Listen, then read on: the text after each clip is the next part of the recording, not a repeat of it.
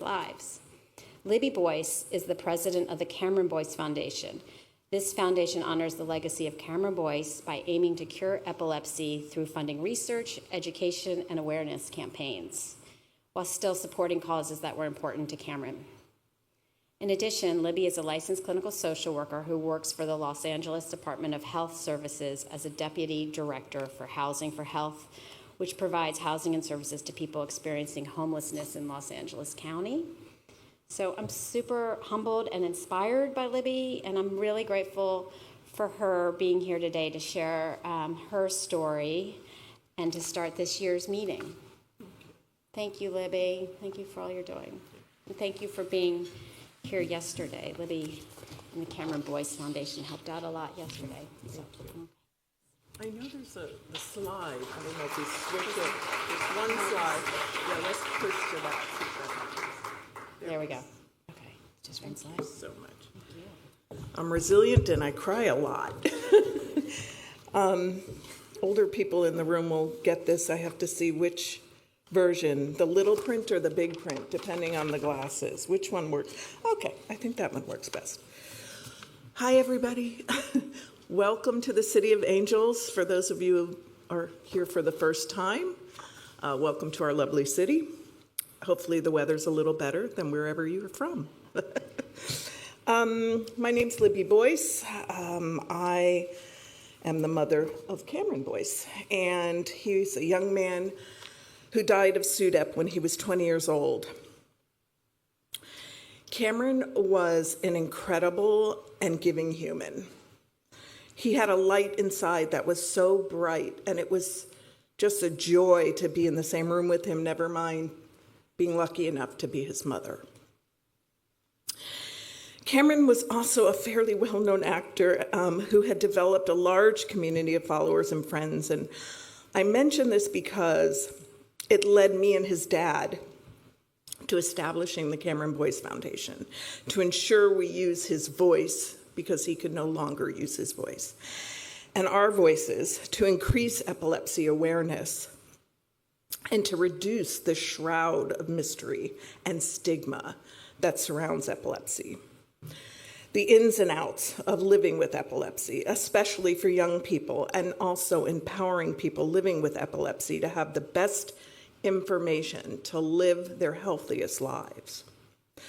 While the Cameron Boyce Foundation is focused on epilepsy awareness and education, this cannot be separated from the depth of stigma that has in many cases made epilepsy an immobilizing condition. Sometimes the fear and concern of how others will view you or treat you become more overwhelming than the condition itself. And I believe this is the case with epilepsy, especially for young people who they're already self-conscious about everything, even without any health-related issues. Why? Why is the stigma of epilepsy so intense? I started my career as a medical social worker, and I worked with people living with HIV and AIDS for many years. The stigma of HIV and AIDS was particularly awful in the beginning. I mean, I had to don like a whole spacesuit just to go see somebody who was living with AIDS. And now that stigma is so vastly reduced, if you think about it. This makes me really ponder why the stigma of epilepsy persists. Why do people living with epilepsy keep it to themselves? Why do they not seek care and treatment and support? Why are they more likely to be unemployed? Why is there a lack of representation in safe spaces for sharing their experiences? This stigma hurts our cause. It hurts efforts to get more funding and research, and ultimately, it hurts the people experiencing epilepsy. On top of all of this, living with epilepsy can be very stressful due to the feelings of lack of control. It is not predictable. It is not structured, nor is it organized. You can't schedule it or explain it well to others, so it consistently feels lonely for people living with epilepsy. One of the dear people I've met on our journey shared that the only time he's not worried about having a seizure is when he's having a seizure. Let that sink in. I remember Cameron having these feelings even though he only ever had 5 seizures in his life, from age 16 until his death at 20. He felt very isolated after having a seizure, and he felt as though his body was betraying him. It's critical to give power to individuals to control their epilepsy. And you do this by giving them tools, knowledge, support, and by inspiring them to be their own best advocate. They're key to finding the balance of their own seizure control, and this will hopefully reduce the number of seizures experienced and in turn reduce the number of people who die from SUDEP. My challenge to those in the medical community who are here and elsewhere, and they're the lifeline of epileptic patients, is to use your powerful positions to peel back some of the misconceptions and myths about epilepsy and to be the best steward you can be, to be honest and thoughtful with your patients, especially younger people who are much less able to process living with the reality of a chronic illness. You're more than just doctors to these cases. In these cases, you're the doorway of a critical juncture and significant life event for newly diagnosed who deserve to be fully armed with information. The good, the bad, the ugly, the potential pitfalls, how to notice their triggers, what things will likely cause more seizures, what they can expect when they start their medicines, taking it on a schedule, what to do if they have breakthrough seizures, what breakthrough seizures are, and yes, that it can be fatal if it's not taken seriously and or well treated. I've heard from many doctors and medical professionals that of course they cover these things, but somehow it is either not being transmitted in a way that can be absorbed, or it's not being heard, and that's the challenge. Because of our having lost Cameron, people reach out to us a lot. I have talked to so many families having a family member or themselves living with epilepsy or who have lost somebody to epilepsy. And what I hear over and over is that there's a resounding chorus is the lack of information and visibility regarding many of the very common aspects of epilepsy. I know every doctor or medical practitioner in this room understands the importance of your role as a healthcare provider and your obligation to discuss epilepsy and what can be expected, how to treat, the medical interventions, options, etc. But it's also important to address the myths surrounding epilepsy. Examples of this: epilepsy is not a mental illness. In history, everybody thought it was. It's not a mental illness, but depression can occur secondary to the diagnosis. Convulsions are not always the visual indicator of a seizure, but you should still take your diagnosis seriously. You should be able to live a stable and fulfilling life. However, you cannot ignore your diagnosis. Discussing the stigma of epilepsy head on is critical. Take the time to get to know your patients and help them find the balance to thrive despite their diagnosis. There's nothing like having a great healthcare team and feeling heard by your provider. I hope that we are collectively able to move the needle to improve the care of those living with epilepsy and the associated stigma. In turn, this will save lives. I thank each and every one of you for being here, giving it your all on behalf of the epilepsy community. I hope that we can continue to come together like this in the wake of my family and other families' personal tragedies, to give us purpose, help us grieve, and to motivate us to do more to empower and support those living with epilepsy. Thank you.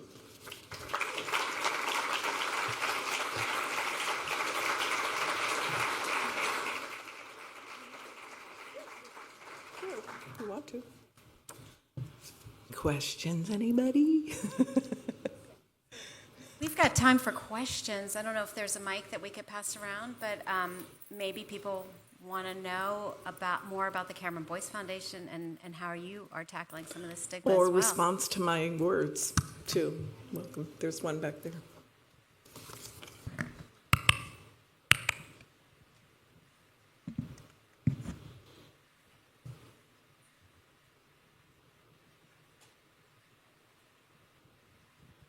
Libby, thank you so much. As I spoke with you yesterday, this was amazing. You are making me cry.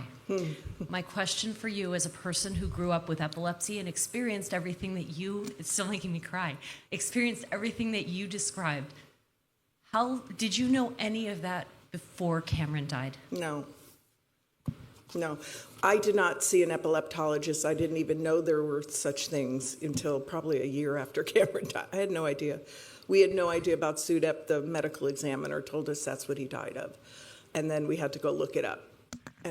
But I mean, I don't want to blanketly say that no doctors do this right. But in our case, it was not done well. And we didn't have any information about even the medicine he was going to take, or like really what epilepsy was.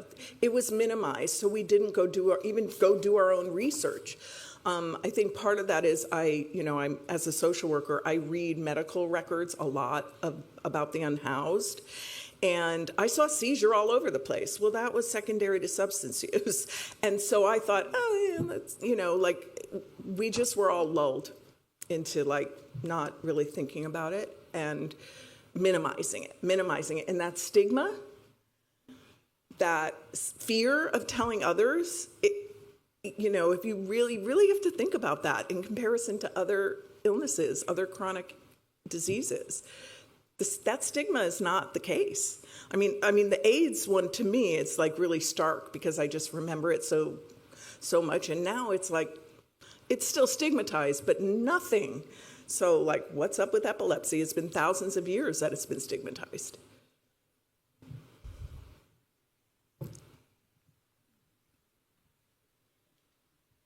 Thank you, Tom.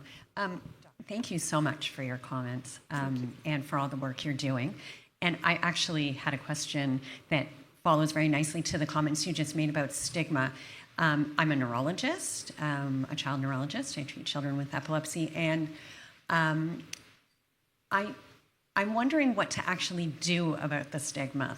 How can we, from your experience, attack this stigma? Because I agree, the stigma of epilepsy is severe. I see lots of young people in my practice, some of whom are living very well with their epilepsy, the way Cameron did, and I ask them about whether they, are willing to tell their friends or talk to their class or do any kind of advocacy, and they're typically not comfortable doing so. So how do we combat that?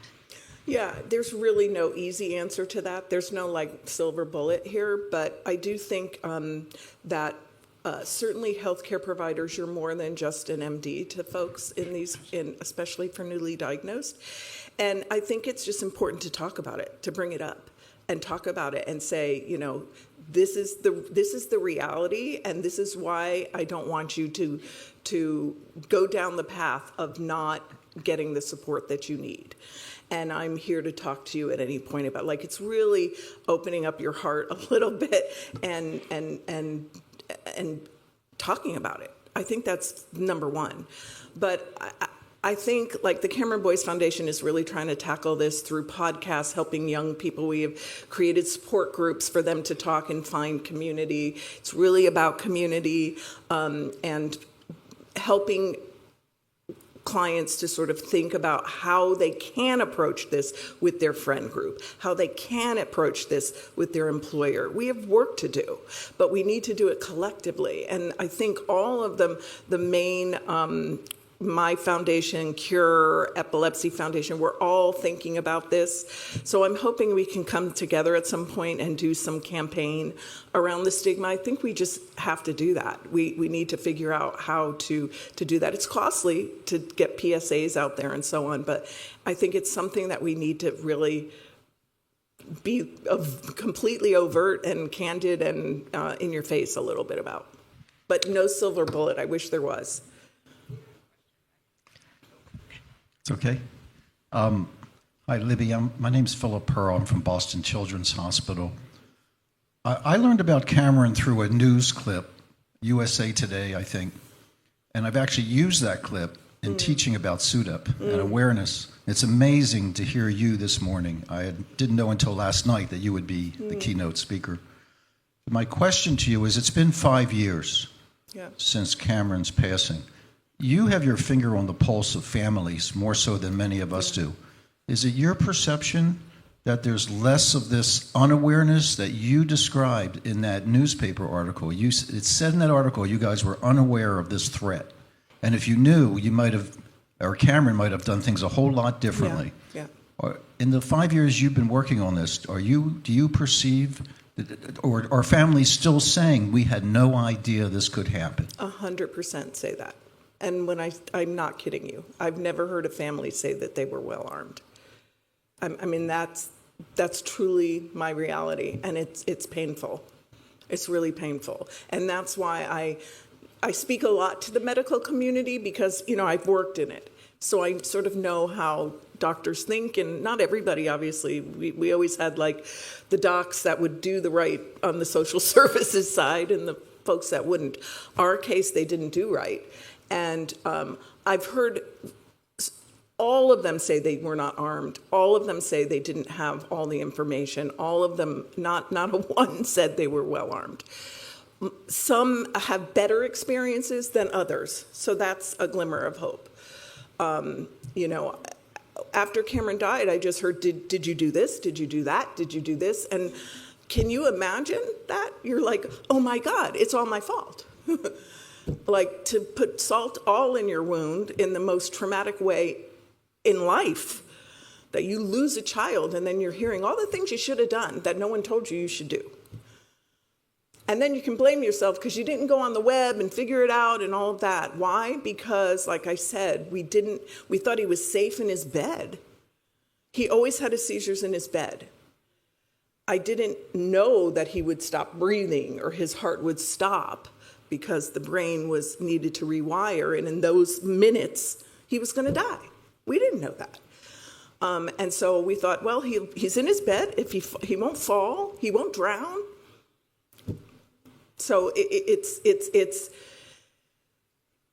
just incumbent on the medical community and the healthcare team to be honest and to talk about these things. It's so much better. And I have heard from a lot of doctors that they use Cameron. Use Cameron. Use him. Save lives with him, because that's what he would want.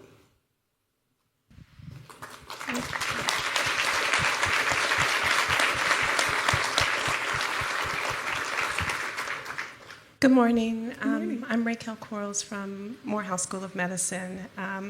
I work with people with epilepsy, specifically Blacks with epilepsy, and we started an epilepsy community advisory board, and the stigma that you were talking about is absolutely real. People are still in the Black community believing, that it's a demon or various things, and so it's not shared. But I think that what you were saying, that we really do have to speak freely and openly and more about epilepsy.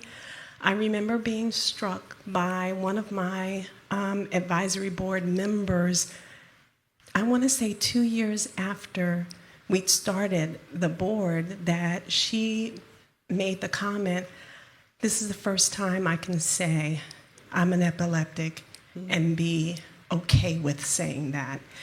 Her family wouldn't even let her talk about it.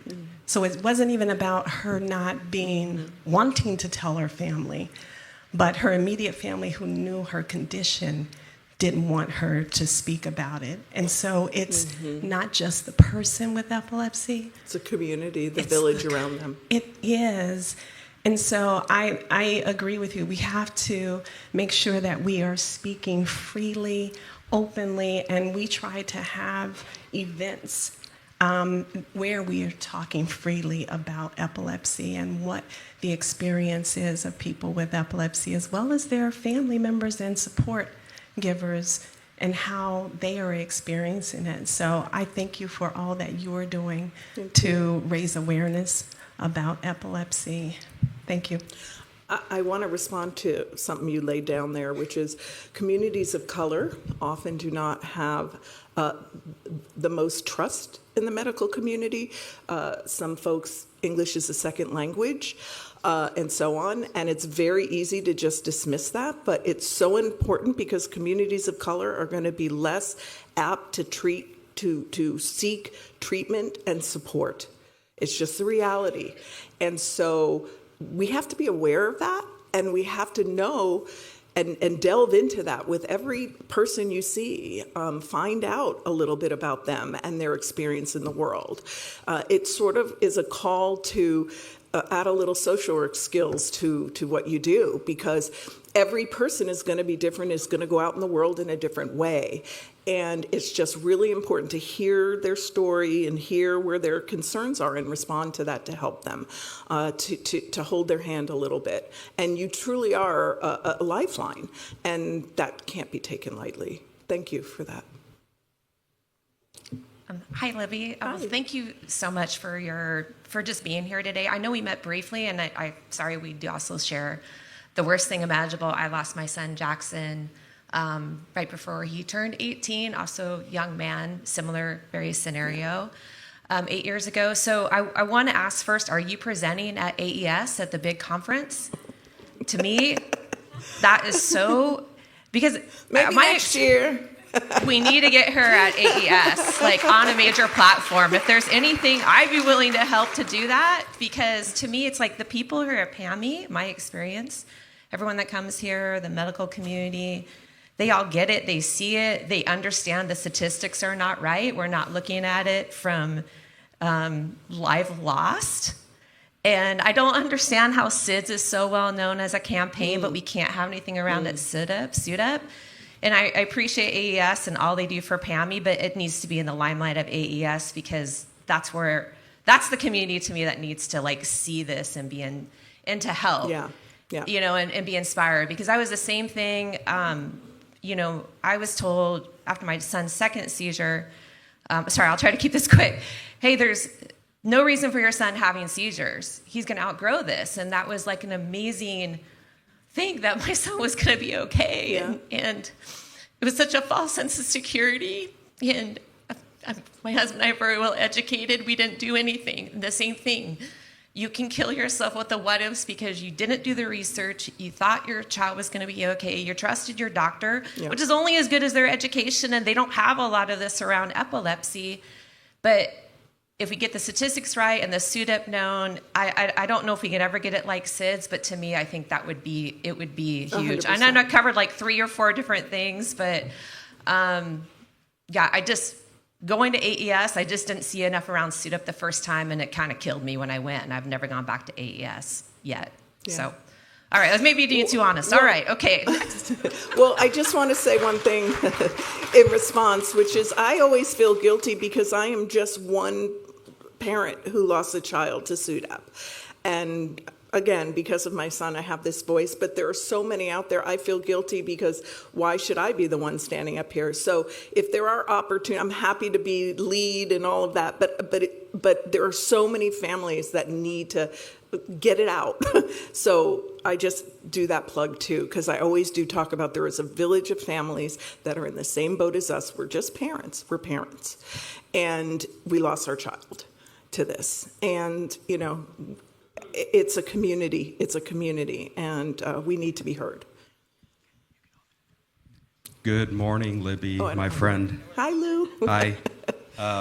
I appreciated the challenge you threw down to the medical community because you know my story. You and I have collaborated on this subject many times. But for the medical community in the room who don't know my family's story, beginning in 1996, all 3 of my kids at some point have or had epilepsy. And so from 1996 up until 2022, the passing of our daughter Brenna from SUDEP, there were, in my estimation, 80 missed opportunities during doctor visits with neurologists and epileptologists for a family who had 3 kids dealing with epilepsy. So, and much like you, as we've discussed, we didn't learn about Suit Up until a week after our daughter's funeral. And just like Barb said, we weren't armed with what we could have done to potentially mitigate that risk from occurring. So I'm a little tired of hearing that, well, it's a rare occurrence, that's why we don't want to unnecessarily have the family living in fear. That is no longer, in my opinion, an acceptable response to why aren't you informing about Suit Up. So it's our risks and it's our right to know. And so, again, I appreciated the challenge you threw out to the medical community. This isn't me pointing the finger of blame. This is just me agreeing with you that we need to do better. Yeah. Thank you. Yeah, a couple things too there. You said something that I find very interesting. A lot of the medical community say it's rare. It's underreported, way underreported, because we know very well that a lot of the medical examiners are not putting this on death certificates. And there are so many families that don't know, that even come on the support group, Allison, that runs it, and they come on and they haven't even heard of Suit Up yet. Their child died of Suit Up. So, yeah, very serious stuff. And of course, underreporting means less research, less exposure. So hi, I also want to echo the appreciation for you sharing your family story. So I have a daughter with a genetic epilepsy, and we were educated early on, and I'm wondering if there's a difference in typical and these genetic epilepsies that are much more compounding. Yeah. But the thing I wanted to also say is your comment on the AIDS epidemic and the striking difference is really hit home to me. I have a brother who was hemophiliac, and we lost him in '93 to AIDS. And fortunately, he was diagnosed after the worst of that stigma had subsided, and I'm grateful for that. But that parallel is powerful, and I think we need to bring that to the forefront, because if you can reduce the stigma to something as scary as AIDS and HIV, we have to be able to reduce the stigma. And then one other thing, my teenage daughter's she's an adult now, but when she was a teenager, one of her best friends was diagnosed with epilepsy, and that young lady did not want anyone to know. But we had already been living with Samantha's epilepsy, and my girls told her, absolutely, that's not an option for you. Your people have to know. Your family has to know, which of course her parents did, but extended families, your friends, your teachers, and when you go off to college, you need everyone to know so you stay safe. So my kids shouldn't have been the ones educating her on that, but at least they were. Yeah. But thank you again. Yeah, I think it's really interesting that you mentioned that, because I hadn't thought about it. But most of the people that do contact us are folks who don't have a child that has had multiple seizures every day all their life and have other developmental disabilities, either because of epilepsy or prior to epilepsy. I bet there is a difference. I bet there is a big difference, because I think if you're, at the hospital a lot, or you're going to the clinic a lot, you're probably going to get a lot more information. I think in the cases where a teenager has their first seizure and everything else is normal, that it's different. It's treated differently, I would guess. There's a research. Where's the doctor from yesterday? There's a research question for you. I imagine that's quite different. And thank you to everybody letting me write this, because that's when it just hit me about AIDS when I was writing this. It was just like, because I'm thinking about stigma a lot. Like, I just, I read a lot of history stuff, and like almost every book I open, somebody in the family had epilepsy and they went to an asylum, and it's like, so I'm really thinking about it a lot because I think about that, the history, and then like, it's really not changed too much. Hi. This is Dr. Newton from CTC Epilepsy Program. First of all, thank you for your great presentation and information sharing.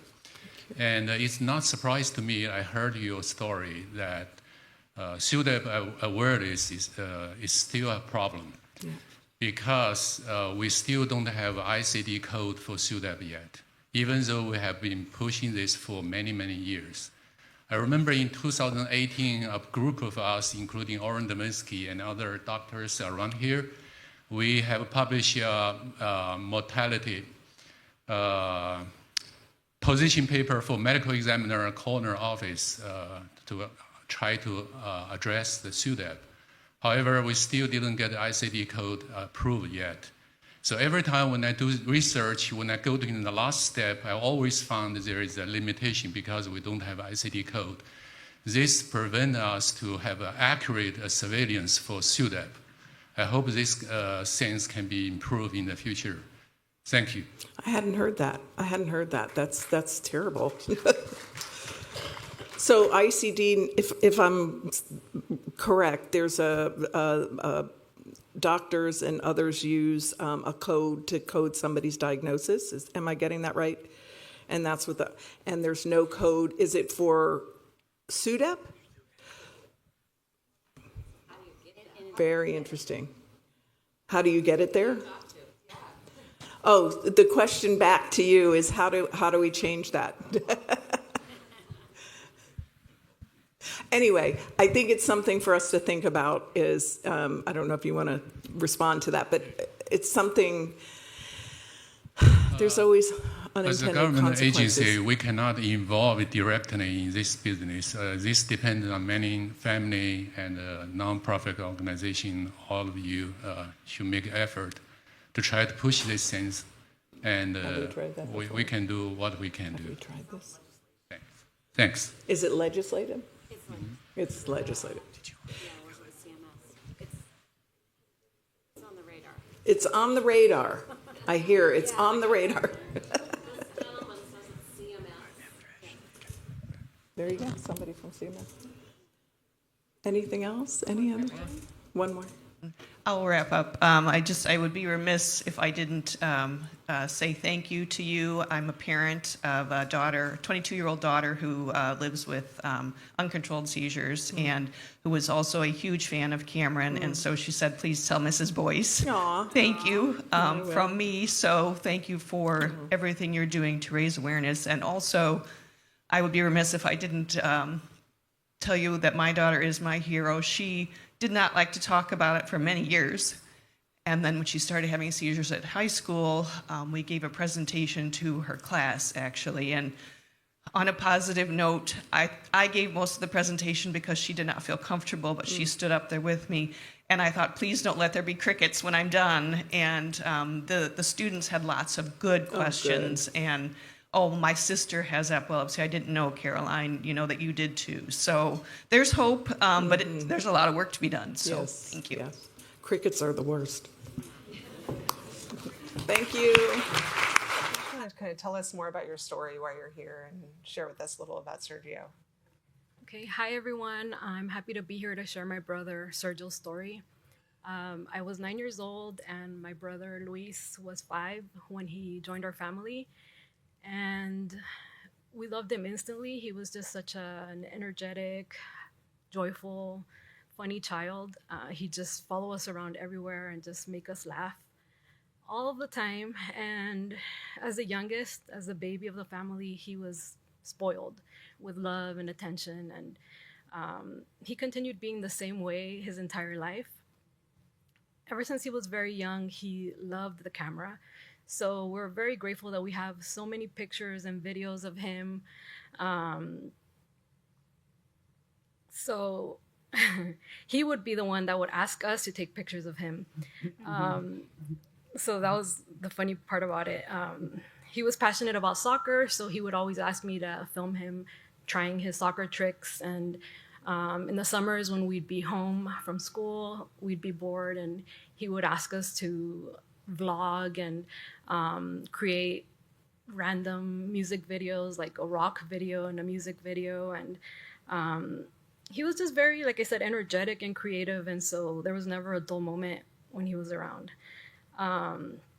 As an adult, he remained the same. So if you see his Instagram or Facebook, you'll see that he has a lot of selfies, a lot of gym pictures, workout videos, and even dance videos. In 2019, when the Drake Kiki challenge was viral, he asked me to film him doing it. We did it safely, though, on a deserted road. And I wasn't driving when he got out of the car. So things like that. And he asked me to come out in some dance TikToks in 2020 when we were stuck at home. They're very embarrassing, but I'm happy that we have those memories captured. He was also very determined, and like I said, very spoiled. So anytime he heard no, he would fight it. I have a quick story. When he was about 5 years old, he wanted hot Cheetos, and my parents told him no. He kept begging and begging, and they just kept saying no.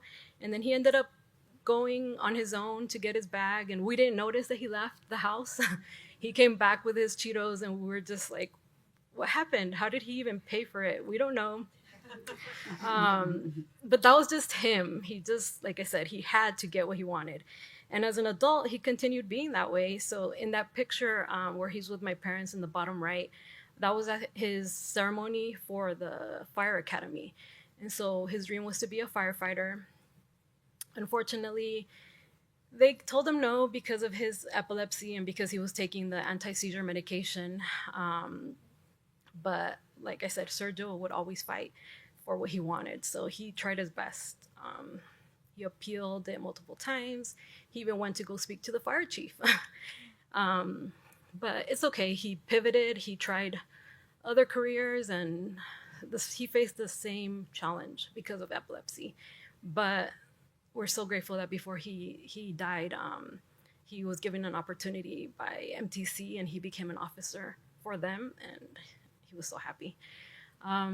So we're so proud of him, and we're also very grateful for him, for all of the joy he brought to our lives. And he continues to bring us joy through his daughter. She's the one right there in the center.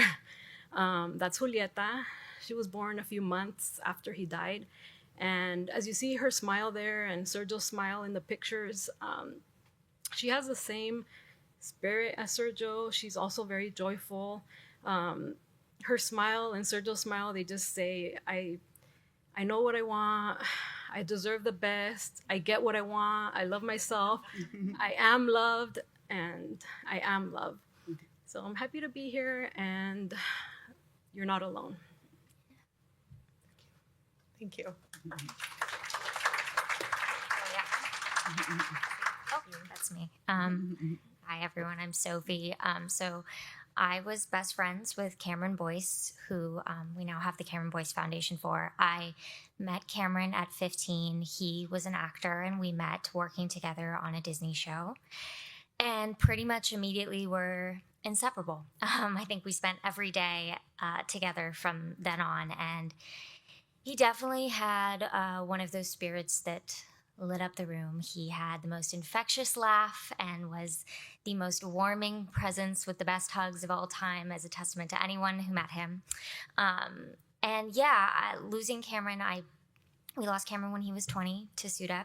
It was only his 5th seizure, so it was very unexpected. I was there for his very first seizure when he was 17, and we had moved in together a couple months prior to his passing with our other best friend, Karin, which was kind of a teenage dream of ours, and I'm very grateful we got those few months together, kind of living out on our own. Yeah, so it's now been 5 years since Cameron passed, and I still miss him every day.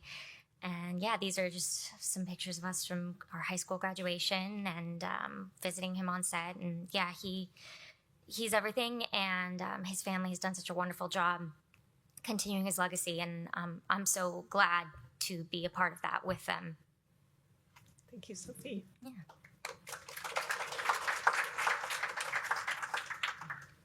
Well, I'm going to try to get through this.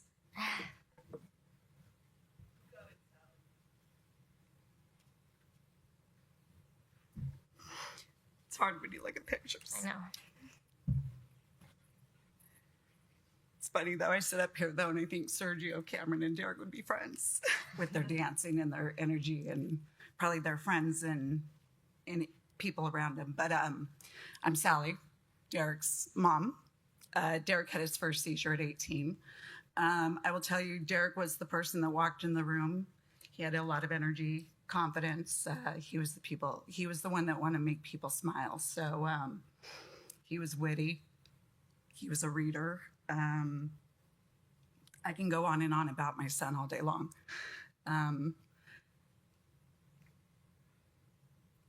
It's really hard. This is the first venue, I guess, outside of the golf tournament, and just raising money, partnering with the Camera Voice Foundation, raising money towards epilepsy and awareness and education, that I've really just got up and spoke about this. So it's difficult, but I'm honored to be here and speak about Derek and just continue his legacy. So I appreciate being here. Thank you. Thank you, Sally. You know, it's interesting hearing Dr. Buchalter's talk prior to this, where you see this improvement of outcomes kind of over time, over that 10-year period. And it makes me question sort of why? Why is that happening? And I'm hoping, you know, some of these stories that you guys can share with us will, you know, shed some light on that and maybe help some others kind of reach those outcomes as well. So, you know, just maybe keep that in mind with the kind of questions I'll sort of start off with here. Also understand that the passing of a young adult is very unique in that as a young adult, you're independent.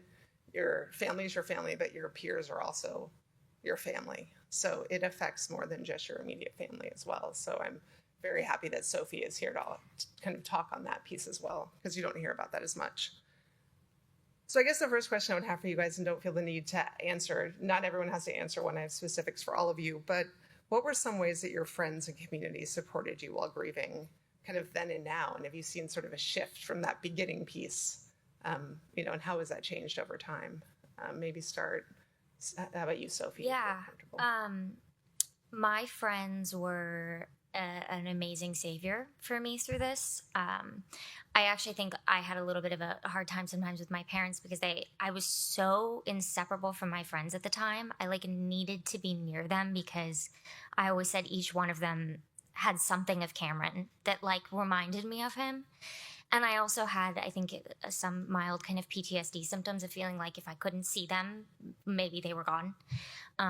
I'm happy to report I don't feel that way anymore.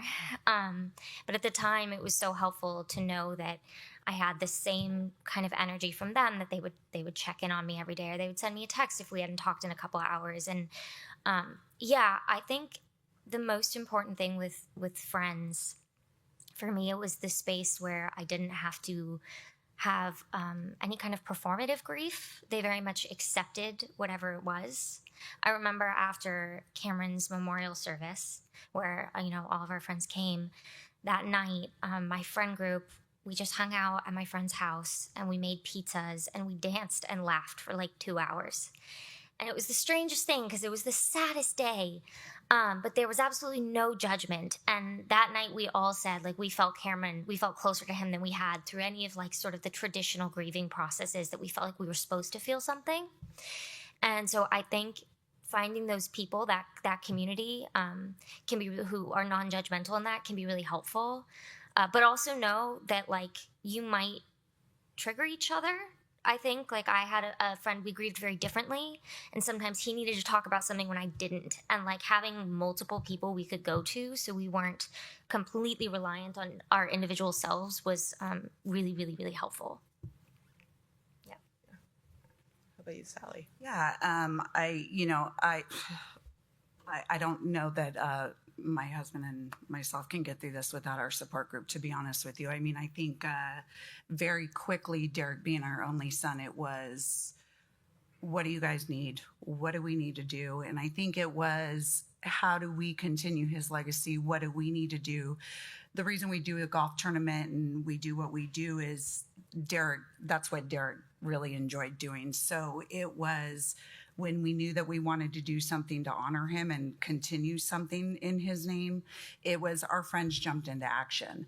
And just having that support group was really nice. And just like you're saying, Sophie, though, like, we're also realizing, though, that we also have family that has to grieve, and we have to allow them to grieve the way that they need to grieve. And so we have to allow space for others too. And so we're still dealing with that and still learning how to go through that, even 3.5 years later. So Yeah. Yes.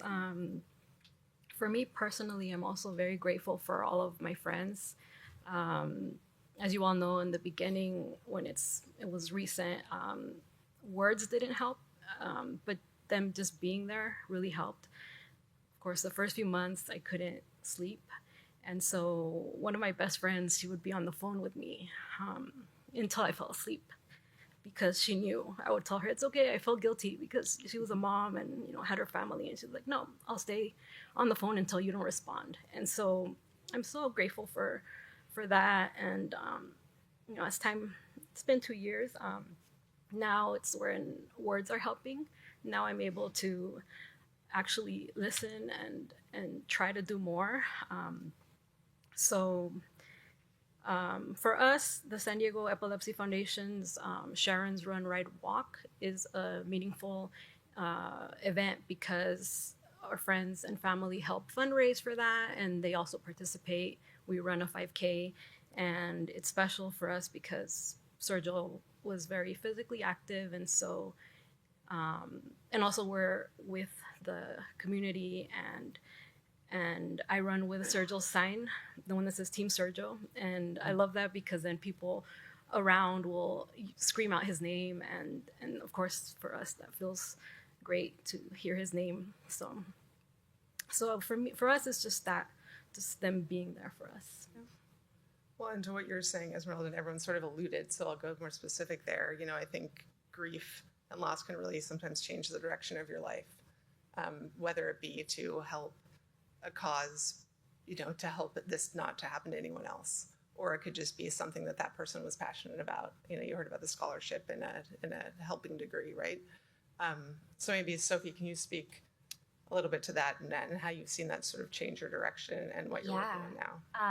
I mean, I'm a part of this foundation now, which is amazing. Cameron was definitely had a humanitarian presence for sure, and he very much preached being there for other people. And I think his family's really tried to put that forward, and we've really tried to carry on, even not just through the foundation, but even in my day-to-day, I just try and carry on. Like, I remember he was always inspiring me to be more artistic and in touch with that side of me. And I think that's something that not only do we like to support with the foundation, but that I try to do in my everyday because of him. And I think that kind of stuff, channeling your grief into something. And for us, it's become this, and talking about epilepsy and SUDEP with people. And that's been the new course of my life because of it, but also it's just changed, I think, how I approach my everyday. I don't want to say I'm less anxious, because I think it's a different kind of anxiety. But I do think I have a greater understanding of what matters the most to me in my life, as I feel like that's a cliche way to say it, but yeah, and just keeping that in mind kind of always, if that answers your question. Definitely. I mean, I think with the foundation, I have a front row seat to it, and she sees it every day. Amazing to see someone so invested based on a friend and really wanting to help other people because of it. I just find that so honorable. And Sally, I know for you too, we've been extremely lucky to meet you, unfortunately. But if you could talk a little bit about sort of the experience of the golf tournament that you've alluded to, and how that sort of helps you and your community heal, if that's even a thing. I mean, just the fact that we've just been able to do what we're doing with this golf tournament and the people coming together in the last 3 years and raising what we've done in honor of Derek, and it's amazing. and I mean, we're already talking about next year and what we're going to do. And I just can't believe that people are going to come together every year and do this. And so we're really excited about that. And it just, that's the thing that excites me. And I think that just keeps me going. Because it does take time and it takes effort to put something like that together. And it's something that it gives me energy. It wakes me up in the morning, it gives me something to do, takes my mind off something. I think these connections kind of breed hope, right? And more connections and more kind of conversation around it. Yeah, but I also want to add that if like something as big as throwing a golf tournament doesn't feel feasible in the current moment, like that's okay too. Mm-hmm. I think there's so many days where I was like, I just don't want anyone to look at me today. Mm-hmm. And that is how I'm going to get through today. And I think that it's like, once I go back to that sort of non-judgmental thing, if there's like so many different ways to funnel it, but being here and sometimes if it's just, like I said, bring yourself to talk about it at all can make a huge difference for people. Yeah. And Sophie, just because you brought it up, I'm going to ask you the question about, grief can be such a private thing. But it could be different if someone's in the public eye who passes and kind of knows you and knows your connection. So can you speak a little bit to sort of how that felt? Yeah, it's a wild experience. I will say so many people across the world were grieving Cameron, and that is beautiful and amazing. But it's also very strange to kind of feel like this person that you knew very intimately is like being seen by so many people, and now you're being seen. And I think I struggled with that a lot, I admit. And now years later, I can look at all of the tributes and feel like, wow, that's really beautiful. But at the time, I almost felt sometimes protective over my relationship. And I think that's something that's relatable to maybe to anybody to some degree, of feeling like, I don't know, I know this person this way, and everybody else has their own experience, and that doesn't take away from mine. But I think sometimes it felt that way at first. But I'll also add the gift of the public eye in this particular situation. Not only do people still talk about Cameron, but if you do feel alone with epilepsy or SUDEP, I get people almost every day that talk about epilepsy with me. So many people in my life, everybody tells me they'd never heard of SUDEP until Cameron passed away. And I know like Google searches for SUDEP at the time rose exponentially. So I do find comfort in that. Once again, it's about sharing and the visibility. While that was very hard personally at the time, and I literally wanted to run away and kind of did, I now have a lot more kind of appreciation for the public aspect. But yeah, it's hard. Everybody has a right to grieve, even if it is just a celebrity that you didn't know. They still have their own story, and that's really beautiful. And it just doesn't take away from yours. And I think that took me a really long time to learn. Yeah, totally makes sense. And specific for you, Esmeralda, I think something interesting. Your Sergio was father. As a young adult. And so how does that sort of affect how you'll communicate with his daughter as she gets older? So she's 2.5 years old, and I have been struggling with how can I teach her about her father?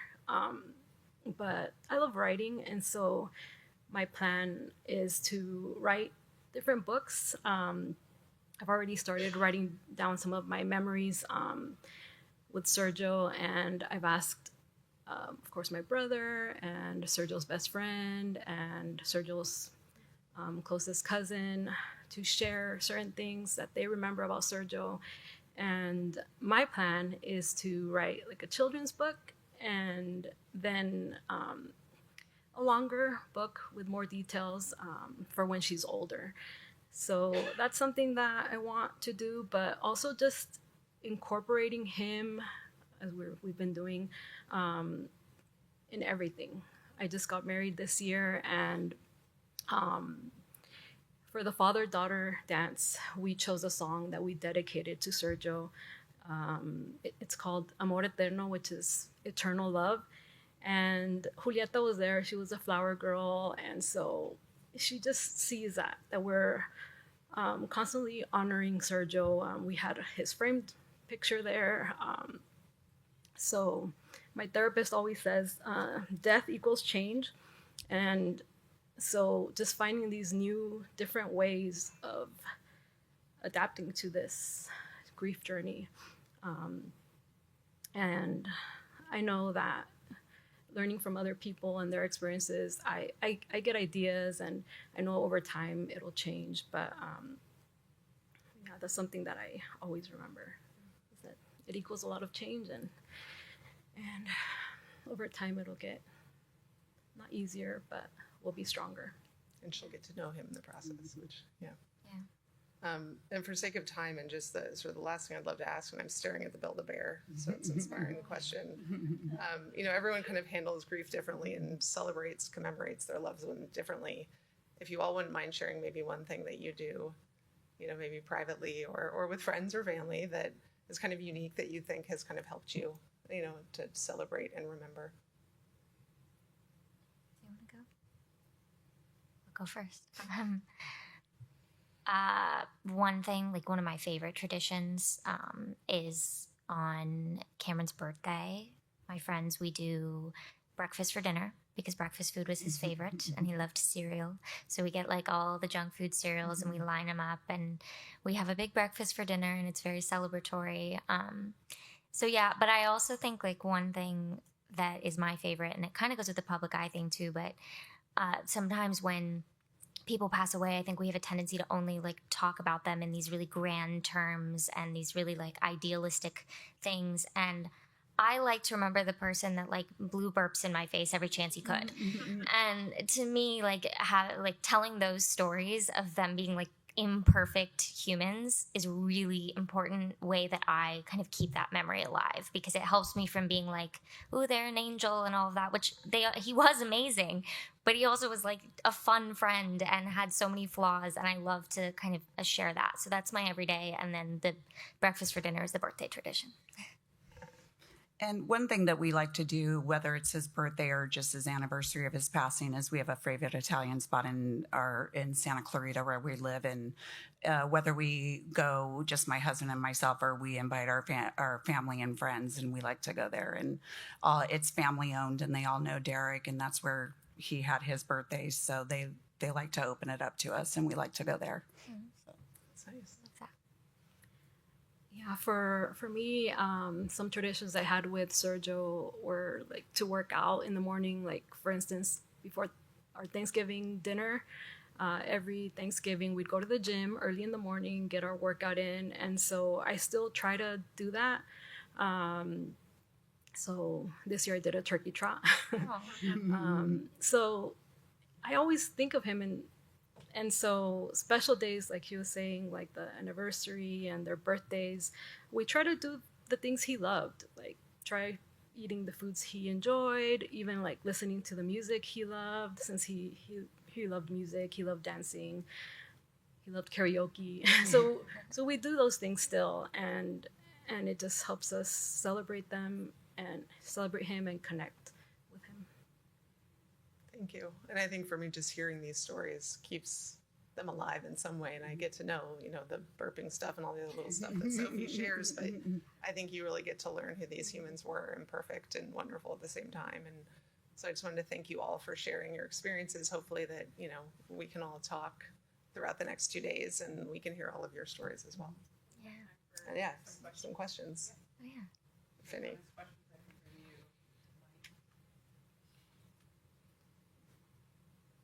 Anything. You guys were just or not. so great. I was going to say any therapy question, anything like that. Okay.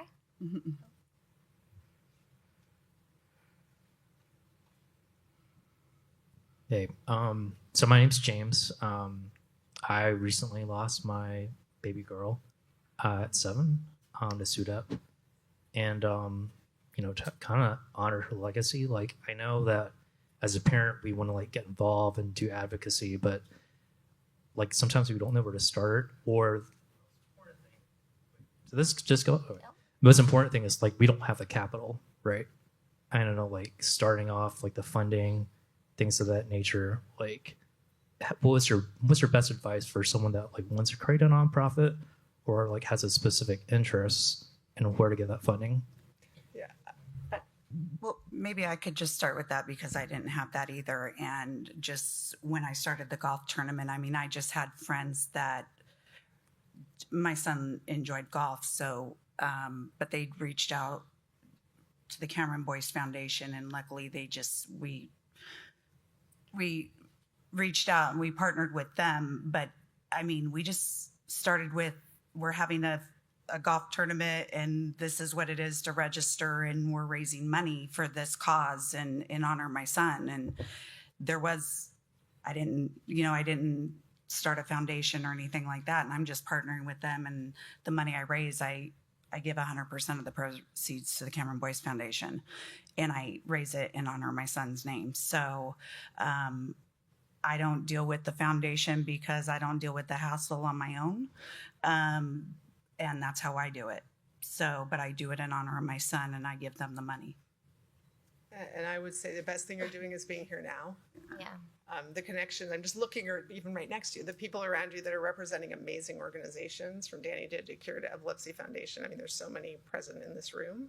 I think it's getting to know all those folks and what they do and figuring out ways that you can get involved. Since it's so kind of new at this point, and figure out, how you might be able to contribute in the space. But I would recommend not jumping into, a foundation right away. I'd really kind of be here and learn what other people are doing first. I think there's a lot of organizations too who are willing to hear your story and maybe figure out ways that you could have an event like what Sally has for her son, and that would feel like honoring your child specifically too, if that feels really important to you. But yes, I think just meeting these people, and because nonprofit work is also still a big to do. I'm happy to introduce you to everyone.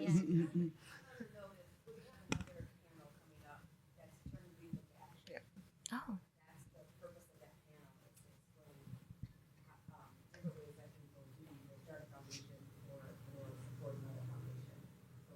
Probably even repeat your question and get a different response too. So more to come.